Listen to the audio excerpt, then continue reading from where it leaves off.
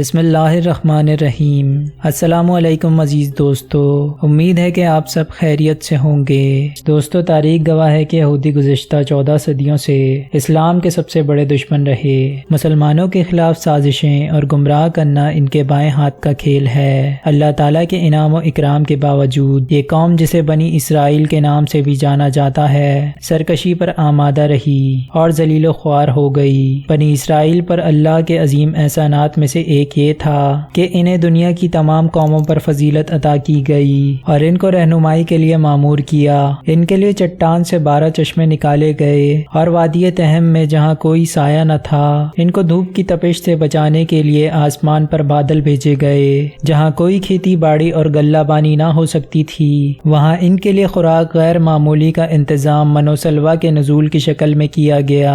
یہ جنت کا میوہ تھا، مگر ان سب انعامات کے باوجود یہ لوگ کفران نعمت کرتے رہے اور اللہ تعالیٰ کے احکامات کے خلاف چلتے رہے، جس کے بعد ان پر عذاب نازل کیے گئے، مگر یہ نہیں سیکھے اور آج تک ان کا وتیرہ یہی ہے، جس پر انہیں مسلمانوں کا دشمن قرار دیا گیا۔ مسلمانوں اور یہودیوں کی دشمنی سے متعلق سوال لیے ایک یہودی شخص اسرائیل سے بھارت جا پہنچا اور اس شخص نے ڈاکٹر ذاکر نائک کے سامنے اپنا سوال رکھا اور کہا کہ میں 8 ماہ سے ہندوستان میں سفر کر رہا ہوں اور اپنے سوالوں کے جواب پانے کے لیے کوششیں کر رہا ہوں، مگر کہیں سے بھی مجھے تسلی بخش جواب نہیں ملتا۔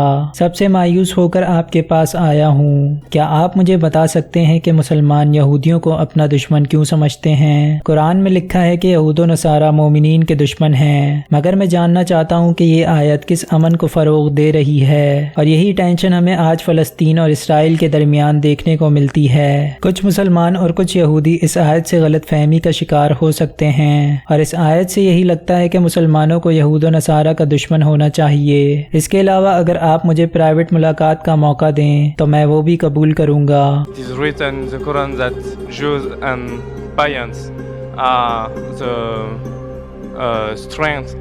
strong enemies of believers, Muslim believers, and I would like to know how this verse can favorize peace in humankind. ناظرین، حسب روایت ڈاکٹر ذاکر نائک نے سوال کرنے پر اس شخص کی حوصلہ افزائی کی جو ان کا معمول ہے۔ غیر مسلموں کی حوصلہ افزائی سے ڈاکٹر ذاکر نائک ان کا اعتماد جیت لیتے ہیں، جس سے آپس میں گفتگو کرنا ذرا آسان ہو جاتی ہے اور انہیں قائل کرنا بھی آسان ہو جاتا ہے، تاکہ غیر مسلموں کو دائرہ اسلام میں روشناس کرانے میں آسانی ہو۔ ڈاکٹر صاحب نے اس شخص کو بتایا کہ آپ نے جو حوالہ دیا اس سے متعلق آپ کا علم کمزور ہے۔ آپ نے اگر اس آیت کا سیاق کو سباق پڑھا ہوتا تو لازمی آپ کے خیالات مختلف ہوتے۔ سورہ مائدہ میں لکھا گیا کہ تو سب لوگوں سے زیادہ مسلمانوں کا دشمن یہودیوں اور مشرکوں کو پائے گا، اور تو سب سے نزدیک محبت میں مسلمانوں سے ان لوگوں کو پائے گا جو کہتے ہیں کہ ہم نصارہ ہیں، اور اس لیے کہ وہ تکبر نہیں کرتے۔ ڈاکٹر صاحب نے اس نوجوان کو بتایا کہ جو کہتے ہیں کہ یہودیوں اور مسلمانوں کو لڑنا چاہیے وہ بالکل غلط کہتے ہیں۔ قرآن یہ نہیں کہتا کہ یہودیوں اور مسلمانوں کو لڑنا چاہیے۔ قرآن کہتا ہے کہ مسلمانوں سے دشمنی میں سب سے آگے یہودی ہوں گے۔ یہ نہیں کہا گیا کہ مسلمانوں کو یہودیوں سے جنگ ہی کرنی چاہیے۔ یہ تو ایک پیشن گوئی ہے کہ یہودی بحیثیت مجموعی مسلمانوں کے دشمن ہوں گے۔ دنیا میں بہت سے یہودی ایسے بھی ہیں جو مسلمانوں کے ساتھ بہت اچھے ہیں، ان کے حق میں بولتے ہیں اور ان کے حقوق کی آواز بھی اٹھاتے ہیں۔ خود اسرائیل میں بھی کئی یہودی ہیں جو مسلمانوں کو برا نہیں سمجھتے، اور بہت سے یہودیوں نے اسلام بھی قبول کیا ہے، مگر یہ بات چند یہودیوں کی نہیں بلکہ یہودیوں کی بطور قوم ہو رہی ہے۔ اور یہ بھی کہا گیا کہ عیسائیوں اور یہودیوں کا موازنہ کریں تو پائیں گے کہ عیسائی یہودیوں کی نسبت مسلمانوں سے زیادہ قریب ہیں۔ قرآن پاک میں فرما دیا گیا کہ مومنین کے سخت ترین دشمن یہودی اور مشرکین ہیں، لیکن عیسائی مومنین سے سب سے زیادہ محبت کرنے والے ہیں۔ The Quran says strongest in enmity to the Muslims, to the believers will be Jews. It does not say that Muslims should fight with the Jews. It doesn't say that. But it says that the Jews by nature as a whole they'll be against Muslims. Doctor Zakir Naik نے اس نوجوان کو بتایا کہ مسلمان یہودیوں سے متعلق نفرت انگیز رویہ نہیں رکھتے. ان کے مسلمانوں کو اپنا دشمن سمجھنے کے باوجود مسلمان ان کی صلاحیتوں سے اعتراف بھی کرتے ہیں. یہودی ذہین بھی ہیں، موجد بھی ہیں، کئی اچھے کام بھی یہودیوں کے نام رجسٹرڈ ہیں، مگر قرآن یہ بھی کہتا ہے کہ یہودی بحیثیت مجموعی مسلمانوں کے کٹر دشمن ہوں گے. ڈاکٹر صاحب نے مزید حقائق بیان کرتے ہوئے بتایا کہ ایک مرتبہ یہودیوں نے سوچا کہ قرآن کو غلط ثابت کرتے ہیں، تو وہ سب اکٹھے ہوئے اور انہوں نے فیصلہ کیا کہ ہم کم از کم 3-4 سال تک مسلمانوں سے دشمنی نہیں رکھیں گے. ہم عیسائیوں سے بہتر بنیں گے اور مسلمانوں کے زیادہ قریب رہیں گے. ہم فلسطین کی جنگ بھی 3-4 سال تک روک دیتے ہیں، مگر وہ ایسا نہیں کر سکے کیونکہ یہ ان کی فطرت ہی نہیں. تو بالآخر وہ 3-4 سال پہلے ہی مسلمان دشمنی پر اتر آئے. آپ کو پتا ہوگا کہ 60 لاکھ یہودیوں کو ہٹلر نے مارا تھا. اس نے جرمنی سے یہودیوں کو بے دخل کیا، مگر عرب فلسطینیوں نے تو اپنی باہیں ان غیر وطنوں کے لیے پھیلا دی تھیں اور ان کو اپنے ملک میں بسایا. مگر بالآخر یہودیوں نے اپنا اصل رنگ دکھا دیا اور کچھ سال بعد فلسطینیوں کو ان کے گھر سے ہی بے دخل کر دیا اور ان پر زمین تنگ کر دی. The Jews get together, all of them, and they decide, let's prove the Quran wrong. At least for 3-4 years, we will be better than the Christians. Let's stop the war of Palestine. The Arabs, the Palestinians, they do ahlan wa sahlan. Come with open arms.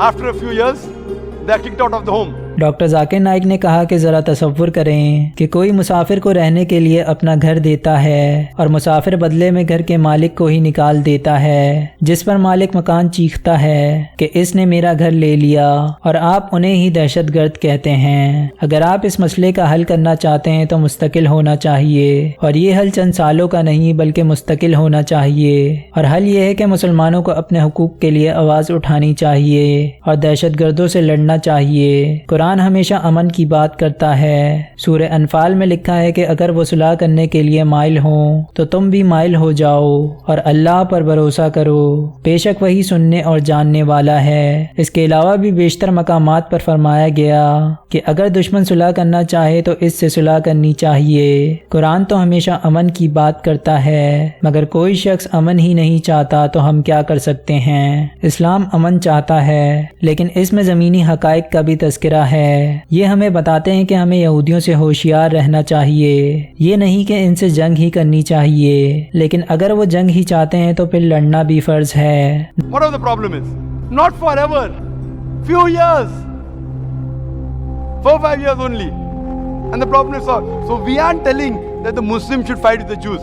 In fact, the Quran says even if your enemy wants peace, several places, even if they come to fight you, it's mentioned in Surah Anfal, in the battle, if they want peace, give it to them. Doctor Zakir Naik نے مزید کہا کہ تاریخ اسلام اس حقیقت کی اچھی طرح گواہ ہے، کیونکہ اسلام کے خلاف لڑی جانے والی بہت سی جنگوں کے میدان میں یہودی بلا واسطہ یا بالواسطہ طریقے سے داخل ہوئے اور کبھی عہد شکنی اور دشمنی سے باز نہیں آتے تھے. ان میں بہت ہی کم افراد ایسے ہیں جو حلقہ اسلام میں داخل ہوئے. زیادہ تر یہودیوں کو جب بھی موقع ملا انہوں نے مسلمانوں پر ظلم کے پہاڑ توڑنے میں کوئی کسر نہیں چھوڑی. ذرا تصور کریں کہ فلسطین میں کیا ہو رہا ہے اور دنیا کے دوسرے مسلمان ممالک میں کیا ہو رہا ہے. ہر جگہ مسلمان ہی پس رہے ہیں کیونکہ ہم امن پسند ہیں، جنگ نہیں چاہتے. جنگ یہود و نصارہ چاہتے ہیں. اس لیے کوئی ایسی مثال نہیں ملتی جس میں کسی مسلمان ملک نے کسی جنگ کا آغاز کیا ہو. ساری جنگیں عیسائیوں نے اور یہودیوں نے شروع کی. تو امن کے قیام کے لیے آپ کو قرآن کی ہدایات پر عمل کرنا ہوگا اور دشمن بننے کے بجائے ہم آہنگی سے رہنا ہوگا. اس لیے کہ قرآن نہیں کہتا کہ ہمیں یہودیوں کا دشمن ہونا چاہیے، بلکہ یہ بتاتا ہے کہ وہ دشمن ہوں گے، اور اگر وہ جنگ کو مسلط کرتے ہیں تو جواب دینے کے لیے مسلمانوں کو اپنے گھوڑے تیار رکھنے کی ہدایت کی گئی ہے. دوستو، امید ہے کہ ویڈیو آپ کو ضرور پسند آئی ہوگی. مزید معلوماتی ویڈیوز دیکھنے کے لیے ہمارے چینل کو سبسکرائب کریں. اللہ سے دعا ہے کہ اللہ ہمیں نیک اعمال کرنے کی توفیق عطا فرمائے اور ہم سب کا خاتمہ ایمان پر فرمائے. آمین.